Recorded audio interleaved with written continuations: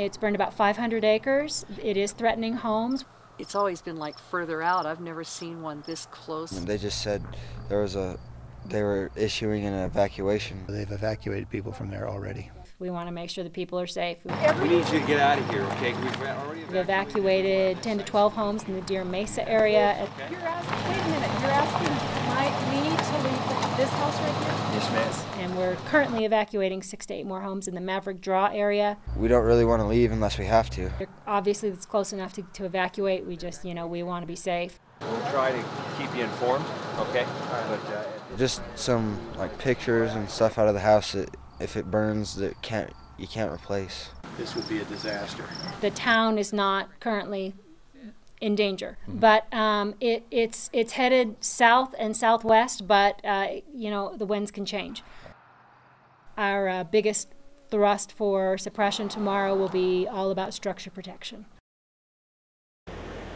Shortly after midnight, we had a massive rock slide. It brought down major boulders onto both westbound and eastbound I-70, just west of the Hanging Lake Tunnel. Highway 204, 2 Sam 2, are we clear for fire in the hole? Did some pretty significant damage to the roadway. 2 Sam 2, clear. Blast these large boulders into smaller pieces so we can move them off the roadway. Mike 2 Sam 2 is in 5, 4, 3, 2, 1. Then we can get a better look at the road damage beneath the boulders. We know that there's several holes in the road, one as big as 10 by 20 feet. The boulders have taken out quite a bit of median barrier and guardrail, and so we're trying to figure out how to replace that. So there's a couple of things we're concerned about. One is finding out that there's more damage than we realized. There's a big hole in the bridge deck, which isn't too concerning. The bigger concern is looking at some of the damage below. While we do repairs, we can have traffic open.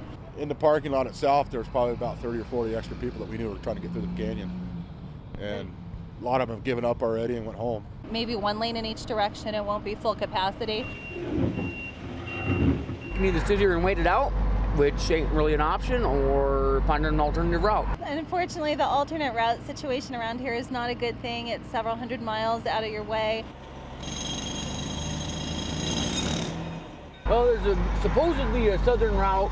It looks real secondary to me. There's a few people trying that. I'm going to cut up and go the other way. More and more will be developing on when we're going to get the road open. Right now, it's kind of a who knows when situation. Hope the best and they can get it open real quick. I-70 eastbound is shut down and will remain shut down until they clean up the accident, I'm sure. Now, if you also look down, there's a red truck, a red small pickup truck you see right there to the right of the officials' police cars. Now, that truck went head-on with a semi-truck earlier about 9 o'clock, or excuse me, between 8:30 and 9 o'clock. The driver was taken to St. Mary's. We do not know the extent of the injuries at this time, but officials did tell me that the driver and the occupants were taken to St. Mary's with injuries we do not know of. And the semi-truck that they ran into is still lingering on the side of the road westbound right now on I-70. Coming east, the traffic is backed up miles right now, just miles back, and we don't know when they're going to be able to open up eastbound I-70, so they have officials out there, law enforcement, kind of letting everybody know that, you need to hang out, stay cool. Basically, when the snow started falling, these accidents started occurring, the roads got really slick. They have had some snow clearers come through here, but basically everything is stopped right now on I-70. You need to stay tuned to 11 News. Tomorrow morning, we'll have the latest on all of these accidents after this wintry weather. Lindsay, every so often you can hear a big, massive explosion that goes on. And we're trying to figure out if Grand Junction fired, if it is indeed the porta potties, and we're trying to find out if there's any injuries either. Grand Junction Fire is not sure if there was anyone inside the building when this fire first started. Piece together this blaze to find out exactly what happened, but here we are at the address. This is 947 23 Road, and what we're looking at right now is the porch area of the house, kind of mixed in with the kitchen as well. In this situation, this dog is actually one of the owner's dogs, and it was hanging inside the bedroom at the time of the fire. Department, but they still need to wait for the sun to come up to get a better view inside to see exactly how this blaze started. Post office annex today, it's kind of slow right now. This would be a really good time to do it. later in the day, the post office should be quite busy as more and more people wake up and head to work or school. So the projected #1 draft pick in this year's MLB, you've been like following him. He's exciting to watch. There was 300 baseball cards of Bryce Harper that went to. What I have there, they have these new cards that they sell for every team. And if you could see that guy right there, that's the guy we're talking about. And his card is selling like hotcakes. All right, now Aspen, this is Bryce, and this is his glove from first grade. Go get Bryce, go get Bryce. Good girl, good girl. We'll have more from JUCO in a live report. Good morning, Dib. Good morning, Bernie. First of all, check this out. Look at these fantastic pancakes. We're live at the Two Rivers Convention Center, the Kiwanis' 43rd annual. They're going to help us raise the Mike the Headless Chicken Festival flag, and that will kick off the chicken wing eating contest. Friday morning, we're live out in Fruita for Mike the Headless Chicken Festival this morning with an official flag raising ceremony, just like they do in Olympics. Let the games begin by raising Mike the Headless Chicken Festival flag. We have Mitch, Mike's cousin, Mike the Headless Chicken Festival, who everything is for. So raise the flag, Mitch.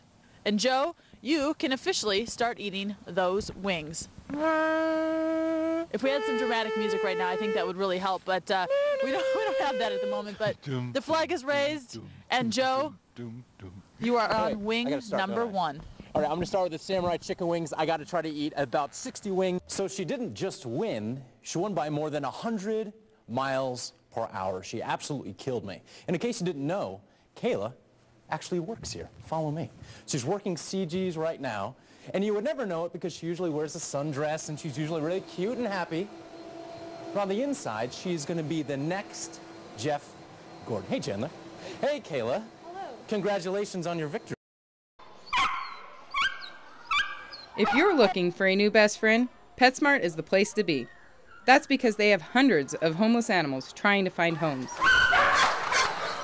And at this adoption fair, there are more animals looking for homes. This year, because of the economy, we've had a lot more dogs given up to shelters. And that is creating some problems. When there's overcrowding, unfortunately, they euthanize them. These groups want to get as many animals as they can adopted out. Some are also shelter dogs that'll go back to a shelter, and their fate will be unknown unless they're adopted over the weekend.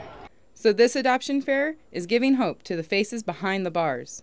It's about saving lives, and it's about stopping pets from being euthanized. In Grand Junction, Summer Harrington, KKCO 11 News. If you look towards Red Mountain in Glenwood Springs, chances are you will see more in the sky than just birds. That's because Adventure Paragliding is taking people on a ride high above the canyon. So you don't need any experience. You don't need to be an adrenaline junkie. Hein Pinar has been paragliding for nearly 25 years and couldn't keep it to himself. Enjoy the experience so much that I wanted to share it with people. He started Adventure Paragliding 6 years ago, a company that takes people who have never been paragliding before up in the sky. But they're not alone. His pilots do all the work for you on this tandem flight. But is the view from up above worth the nerves on the ground? I want you to just kind of move back with it. Don't let it yank you off your feet or anything. The glider comes up above our head, the resistance disappears, and we just run right off the hill. As I was gearing up for my first flight, a few common misconceptions were cleared up. The first one, that when you paraglide, you jump off a mountain. A lot of people think that you kind of come out here and actually jump off a cliff.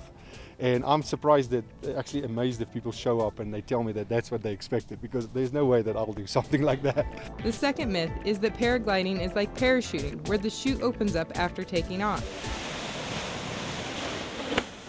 The truth is, in paragliding, you use a glider that opens up as you take off and actually lifts you up off the mountain. So how you feeling? A little nervous, I'm not gonna lie.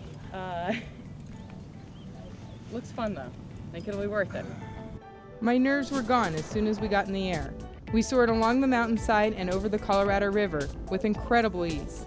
I haven't done anything like it before. It's like just floating. I mean, it's like the most free feeling ever. Like an eagle, you're just like soaring. You weren't thinking about anything else, just the beauty around you. The flight lasts between 15 and 30 minutes, depending on the weather. At the highest point, paragliders are nearly 1,800 feet in the air. In Glenwood Springs, 4 summer times. I think people should try. You know, I think the most important thing about life is to try different things and to really just expand your horizons. I'm Summer Harrington, KKCO 11 News.